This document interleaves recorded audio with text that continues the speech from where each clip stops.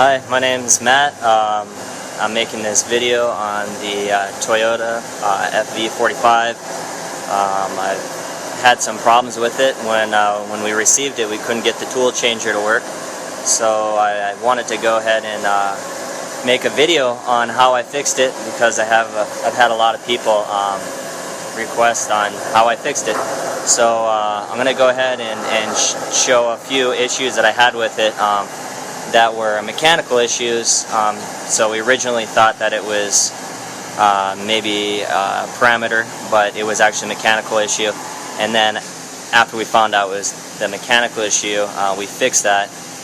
We had gone through so many different parameter changes we couldn't get it to work. So we had to reset the whole magazine setup. So I'm going to go ahead and show you when we moved the machine into this location, we had riggers move it, and when they moved it, they put straps over the machine. So there's a limit switch that's up on top, and it's part of the tool changer. You can see it.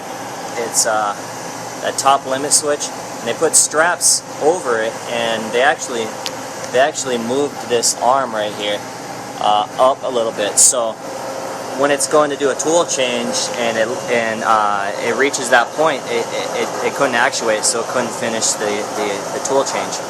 So the whole tool change revolves around say you want to do an MO6. It has kind of like a ladder logic way of doing a tool change.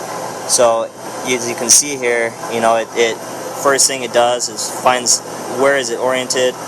And then it does the main arm 72 counterclockwise. So it goes in these procedures. So if say that switch wasn't working, it would get to that point and it would stop. And the only way to correct it is you can't just like reset the machine. You actually got to physically finish the tool change by hand. And that requires going to the panel on the side of the machine over here. So there's a side door. You can open that up, and there's solenoid valves right here. So as you can see, you got to look at this carefully, because one's the return solenoid. The next one down is the get up solenoid. In solenoid, reverse. So you need to make sure that you're actually doing the right solenoid, and you got to be real careful, because if this is in, see how this is this arm it's in, and it's set up to grab this shell mill or face mill, whatever you want to call it. If there's a tool in there and it's in the wrong position, you could theoretically crush a tool. So if it's a fresh startup and there's not a tool in here and it locked up during that cycle, you need to make sure that there's nothing in here, and you can bring it in. Or you can actually bring hit the solenoid for that and bring this back, so you can change it into, you can change the position into the correct spot. So you can do that manually here, or you can do it down here. And if you have a problem rotating the whole magazine when this is back, there's actually a cam back here. I don't know if you can see it. See if I can get the light on.